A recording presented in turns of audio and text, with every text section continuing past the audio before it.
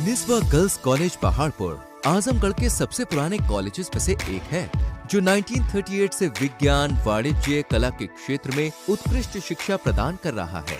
इसने कक्षा 9वीं से 12वीं तक IIT और नीट की तैयारी के लिए ग्रेविटी इंस्टीट्यूट लखनऊ के साथ इंटीग्रेटेड कक्षाएं भी शुरू की हैं। कक्षा नर्सरी से 11वीं तक प्रवेश खुला है।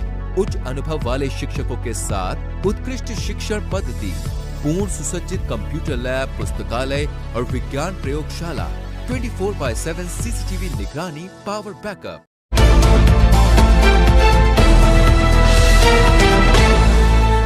अभिवादन स्वीकार कीजिए शमीम जराजपुरी का। आप देख रहे हैं खबरों नजर चैनल। खबर यूपी के जिला आजमगढ़ के समाजवादी पार्टी के कार्यालय से है, जहां आज सोमवार को प्रेस कॉन्फ्रेंस को खिताब करते हुए समाजवादी पार्टी के प्रवक्ता अशोक यादव ने कहा कि आजमगढ़ में भारत के प्रधानमंत्री श्री नरेंद्र मोदी जी की जनसभा थी, जिसमें उन्होंने जुमलों की बारिश की। अशोक यादव ने कहा कि जिस एयरपोर्ट का उद्घाटन प्रधानमंत्री जी ने किया, वह एयरपोर्ट समाजवादी पार्टी की सरकार में श्रद्धेय नेताजी मुलायम सिंह यादव जी की सरकार में बनाया गया था और उद्घाटन भी हुआ था। उद्घाटन करने के लिए प्रधानमंत्री जी आए हुए थे। अशोक यादव ने प्रेस कॉन्फ्रेंस को खिताब करते हुए और क्या बातें कही हैं, आपको दिखाते हैं और सुनाते हैं।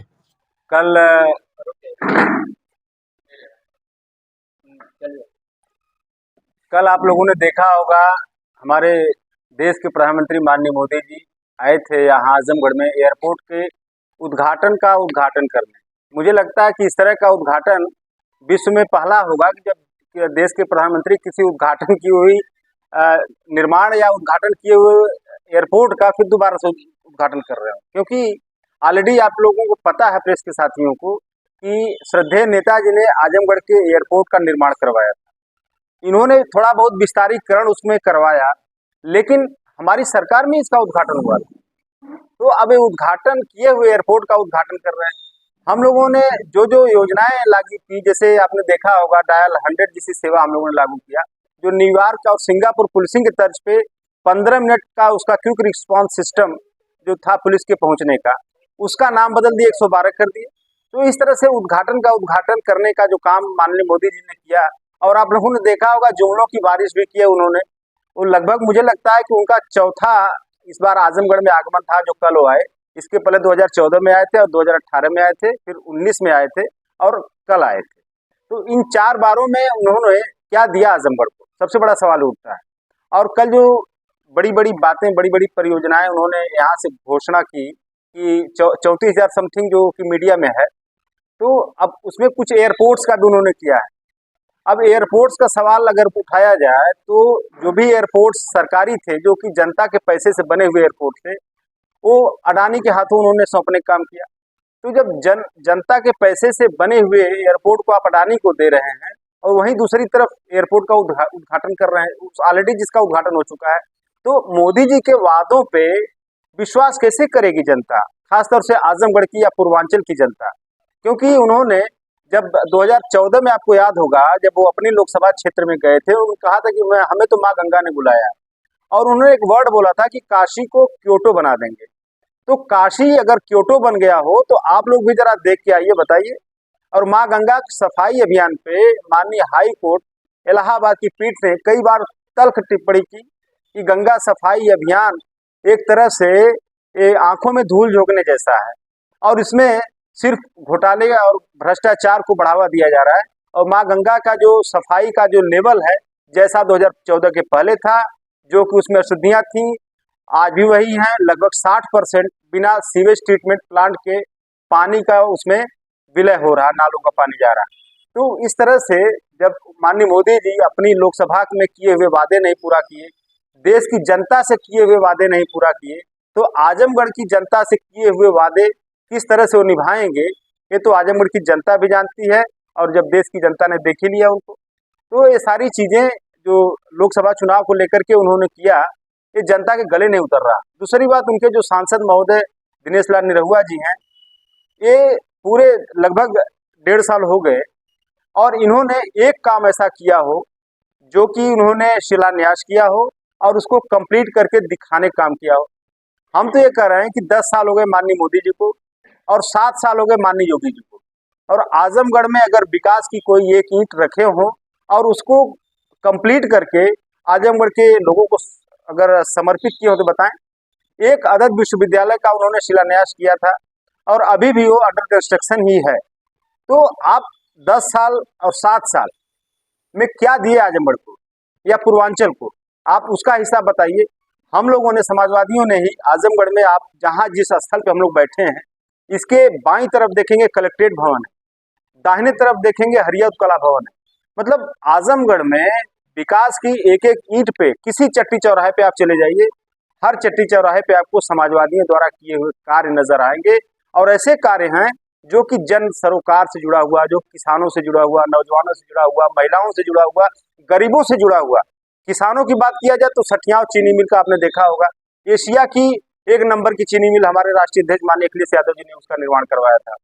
तो ये सारी चीजें, आप महिला हॉस्पिटल देख लीजिए, आप पीजीआई देख लीजिए। कोरोना काल में जिस तरह से पीजीआई ने यहाँ पे लाखों लोगों की जान बचाने का काम किया, और हमारे राष्ट्रीय अध्यक्ष अखिलेश यादव जी के सरकार में बनाए गए 102, 108 एम्बुलेंस ने किस तरह से लोगों के स्वास्थ्य को या उनके जान को बचाने का काम किया। तो आजमगढ़ की विकास के एक एक ईंट पर समाजवादी सरकार का नाम लिखा हुआ है। और इसको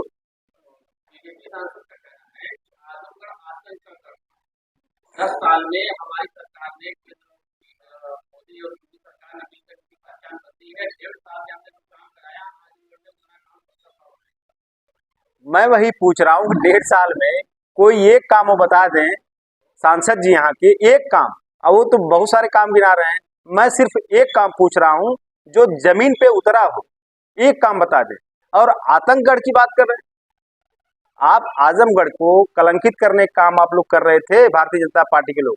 आजमगढ़ जैसी धरती, जो कि अल्लामा शिबली नुमानी की धरती है, राहुल संकृत्यान की धरती है, इस धरती को कौन कलंकित करने का काम पूरे विश्व पटल में करने का काम करता था। अगर 2-4 लड़के या 2-4 व्यक्ति कहीं अगर कोई गलत काम कर देता है तो इट डजंट मीन कि पूरा जिला गंदा हो गया या पूरा जिला खराब हो गया। तो आप जो गलत कर रहा है उसके ऊपर जो कानून संगत कार्रवाई उसको करिए, लेकिन 2-4 लोगों की वजह से पूरे जिले को अगर भारतीय जनता पार्टी बदनाम करने पे उतारू है तो आजमगढ़ के लिए शर्म की बात है। और दिनेश लाल निरहुआ जी की बात आप कर रहे हैं, वही थे ना निरहुआ जी, अभी इसके पहले वाले चुनाव में क्या कहे थे वो, कि आजमगढ़ के लोग बड़े मनबड़ हैं, इनका तो मार के घुटना पंचर कर देना चाहिए। तो ये आजमगढ़ के प्रति अगर हमारे सांसद की सोच में कुछ परिवर्तन हो जाए तो मैं भगवान से यही प्रार्थना करूंगा कि उनकी सोच को परिवर्तित करें, और जो काम उन्होंने किया 1.5 सालों में, वो काम जनता को दिखाई नहीं दे रहा। सबसे बड़ा ये सवाल। उन्होंने ये भी कहा था कि रेलवे लाइन का काम हुआ नहीं, चलना हो नहीं पाया।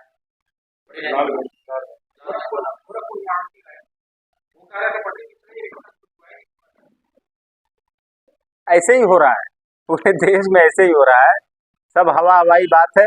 और अगर वही तो मैंने कहा ना, कुछ काम अगर किए हो तो उसको जमीन पे करके दिखाएं, और उस काम से जनता का सरोकार कैसे जुड़ा हुआ है, जनता को कैसे लाभ मिल रहा है, ये सारी चीजें अगर वो बताएं तो बेहतर है। आजमगढ़ के सांसद ने कहा 50 करोड़ अगर बीजेपी का सांसद होगा, मोदी का सांसद होगा, 50 करोड़ लगा सकता है, और किसी पार्टी का होगा केवल 5 करोड़ रुपए में सीमित हो जाएगा, और सपा के सांसद तो भाग जाते हैं। देखिए, समाजवादी सरकार में जब हमारे राष्ट्रीय अध्यक्ष जब सांसद थे यहाँ पे, आप लोगों को याद होगा, यहाँ पे कोलघाट के एरिया पानी में डूब जाता है, बारिश में बाढ़ आ जाती है। उन्होंने अपने सांसद निधि से पूरा धन मतलब अवमुक्त किया था, लेकिन यही योगी शासन या योगी प्रशासन उस पंप नहीं लगवा पाया, और कोलघाट आज भी पानी में डूबता है, और वो पैसा लेप्स हो गया। तो क्या करेंगे, जो पैसा समाजवादियों ने दिया, हमारे विधायकों ने दिया, उस पैसे का भी सदुपयोग नहीं कर पा रहे हैं। और मैं तो कह रहा हूं ना कि करें 500 करोड़। 7 साल से तो सरकार है ना योगी जी की, 7 साल में कितना 100 करोड़ रुपए इन्वेस्ट किया आजमगढ़ में, उसका तो हिसाब बता दें। समाजवादी पार्टी ने प्रदेश की कई सीटों पर प्रत्याशी विरोध कर दिया, लेकिन आजमगढ़ लाल ने दोनों सीटों पर प्रत्याशी ने क्या असमंजस की स्थिति है अभी जनता के खिलाफ है कि कौन यहाँ चुनाव लड़ेगा? देखिए, समाजवादी पार्टी की अपनी एक रणनीति है, उस रणनीति के तहत बहुत जल्द आप देखेंगे कि सारे जितने भी हमारे वेटिंग हैं यहाँ पे टिकटार्थी, सबका नाम घोषित हो जाएगा। और चूंकि आजमगढ़ या लालगंज जिसकी बात आप कर रहे हैं, बहुत ही महत्वपूर्ण जिला है, और इसमें बहुत सोच समझ के हम लोग बहुत जल्द इसकी घोषणा हो जाएगी, बहुत जल्द। क्या लगता है प्रभारी बनाए गए कि हमने उनकी पसंद हो गया, अब तक आगे बढ़ाए नहीं, क्या लग रहा है समाजवादी पार्टी या तो ओवर कॉन्फिडेंस में है या तो लग रहा है कि कितने ही पाएंगे क्या? नहीं, देखिए, प्रभारी बनाए गए हैं, प्रभारी बनाने का ये मतलब नहीं है कि प्रभारी बनाए गए हैं तो और कोई बात आप लोग अपने दिमाग में रखें। देखिए, चुनाव लड़ना, किसको लड़ना है, हमारे पार्टी का शीर्ष नेतृत्व डिसाइड करेगा। किसको कहाँ से लड़ना है, ये हमारी जो शीर्ष नेतृत्व वही डिसाइड करेगा। और बहुत जल्द मुझे लगता है कि विद इन फ्यू डेज आप लोगों को इसकी सूचना मिल जाएगी, कौन आजमगढ़ से आ रहा है, कौन लालगंज से आ रहा है। अच्छा, वो प्रकाश राजभर जी कल आए थे, उन्होंने कहा कि हमारा इनका गठबंधन था, तभी विधानसभा में किया जाता है। अगर हमारा गठबंधन कभी जीते नहीं थे सभा, इस बार इनको प्रत्याशी नहीं मिला, तो लगातार हमला कर रहे हैं समाजवादी पार्टी। देखिए, ओम प्रकाश राजभर जी को क्या बताऊं, गांव में एक मंगरुआ हुआ करता था, तो वो कहता था ना कि जब बारिश नहीं होती थी तो हमारे दादा वो बांस रखे थे बड़ा सा, उस बांस से हिला देते हैं तो बादल बादल हिल जाते हैं तो बारिश हो जाती है। तो वही स्थिति ओम प्रकाश राजभर जी की है। ये घोसी का उपचुनाव आप लोगों को याद होगा, इनका बड़ा बेटा चुनाव लड़ा था, जमानत शायद बची थी कि नहीं बची थी मुझे याद नहीं है। तो और अभी घोसी का लोकसभा चुनाव आपने 2019 का देखा, उनके बेटे का, घोसी का बाईपोल आपने देखा। तो दोनों स्थिति है ओम प्रकाश राजभर जी की। आप लोगों ने भी देखा होगा कि कई राजभर बस्तियों में होर्डिंग लगे थे कि ओम प्रकाश राजभर जी और उनके बेटों का प्रवेश वर्जित है, जैसे थानों में लिखा जाता है कि दलाल प्रवेश वर्जित। उस तरह से अगर होर्डिंग लगाई जा रही है राजभर बस्ती में, तो आप सोच लीजिए ओम प्रकाश राजभर की क्या स्थिति है। लोकसभा चुनाव में समाजवादी पार्टी किन मुद्दों को लेकर चुनाव जारी? देखिए, मुद्दे आप ये बताइए, सबसे बड़ा मुद्दे अगर उत्तर प्रदेश में देखा जाए तो इस प्रदेश के नौजवानों की कमर तोड़ दी इस सरकार। और जो बच्चे आपने देखा होगा, लगभग 60 लाख बच्चे कितना झेले और उसके बाद पेपर लीक हो गया। तो ये पेपर लीक का इतना बड़ा समस्या है उत्तर प्रदेश में, इसमें दो बातें हैं, या तो कुछ ऐसा इसमें तंत्र है सरकार में जो नहीं चाहता है कि हमें रोजगार देना पड़े लोगों को, इस वजह से पेपर हो रहा है लीक। क्योंकि एक पेपर नहीं लीक हुआ है, आप देखें दर्जनों पेपर लीक हुए इस तरह से। तो पेपर लीक का जो मुद्दा है, दूसरा मुद्दा सबसे बड़ा है जो पीडीए के लोगों का शोषण। आज भी लगभग 2 साल हो गए, 68,500 सहायक शिक्षक भर्ती के अभ्यर्थी लाठी खा रहे हैं। और यही ओम प्रकाश राजभर जब सपा के साथ थे तो कहते थे कि 68,500 सहायक शिक्षक भर्ती में पिछड़ों का शोषण हुआ, दलितों का शोषण हुआ। बांदा और गोरखपुर विश्वविद्यालय में खास जात के प्रोफेसरों की नियुक्तियां हो रही है। 34 वाइस चांसलर बनाए गए हैं किसी जाति विशेष के, उसमें 4 खाली पीडीए के लोग हैं। तो ये सारी बातें ओम प्रकाश राजभर जी बोलते थे और आज पता नहीं क्यों नहीं बोल रहे हैं। उनके चूंकि आप लोगों को एक बात बता दूं, भारतीय जनता पार्टी में एक चीज नई है कि वो जिस समाज का शोषण करना होता है उस समाज के व्यक्ति को आगे करके उसका शोषण करती है। अब यादव समाज का शोषण करना होगा तो मध्य प्रदेश में मोहन यादव जी को बुला के लाएंगे, यहाँ दिनेश लाल यादव को बुला लेंगे। राजभर समाज का शोषण करना होगा तो ओम प्रकाश राजभर को आगे कर देंगे। पटेल समाज का शोषण करना होगा, अनुप्रिया पटेल जी को आगे कर देंगे। तो हर, जैसे अंग्रेजों की नीति थी कि अपना शोषण जब करना होता था। कौन होना चाहिए? क्या आप मतलब जो पार्टी इस तरह से अपनी नीतियों को बना रही है उसमें भी आप लोगों का हस्तक्षेप होगा कि आपसे मशवरा करके अपने कैंडिडेट को घोषित करें? क्या ये सभी के लिए समान रूप से नहीं है कि कोई कहीं से भी अपना कैंडिडेट घोषित कर सकता है, वो चाहे जिस जात बिरादरी का हो? एक तरफ तो आप लोग नारा देते हैं कि जब तक भारत जात से मुक्त नहीं होगा तब तक लोगों में कुछ इस तरह की भावना नहीं डेवलप होगी। दूसरी तरफ आप लोग पीडीए वगैरह बना करके फिर वही जाति आधारित काम कर रहे हैं। अगर पीडीए पिछड़ा दलित अल्पसंख्यक है तो फिर सवर्ण का, आदिवासी का? देखिए, पीडीए का जो कॉन्सेप्ट है उसमें सवर्ण भी है, आदिवासी भी है, आधी आबादी भी। ये तो कभी कहा नहीं गया। नहीं, कई बार हमारे राष्ट्रीय अध्यक्ष जी ने कहा पीडीए के बारे में, उन्होंने ये शब्द को इलेबोरेट किया। ये मीन्स अल्पसंख्यक, ये मीन्स आधी आबादी, ये मीन्स अगड़े। एक दो बार नहीं, कई बार उन्होंने इलेबोरेट किया। रह गई बात, आपने जातिवाद की बात किया है, तो मुझे नहीं लगता कि सरकार से बड़ा जाति। मोहन यादव आ गए आजमगढ़ में, तो उससे समाजवादी पार्टी को क्या आपत्ति? हम लोगों को कोई आपत्ति नहीं है।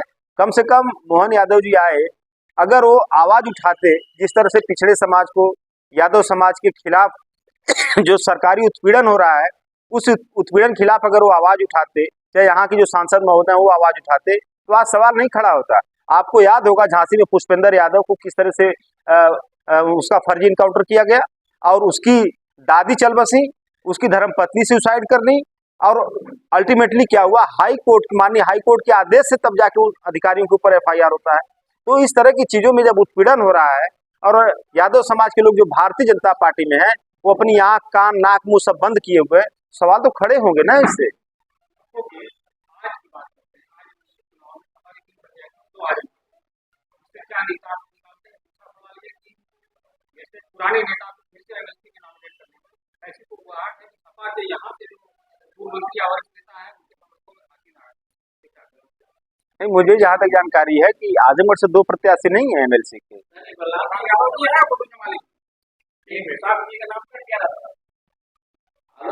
देखिए जो भी देखिए ऐसा है कि पार्टी की स्ट्रेटजी है, पार्टी की जो रणनीति है उसके तहत पीडीए के लोगों को ही हमारा स्ट्रेटजी है, पीडीए के लोग हैं इसमें।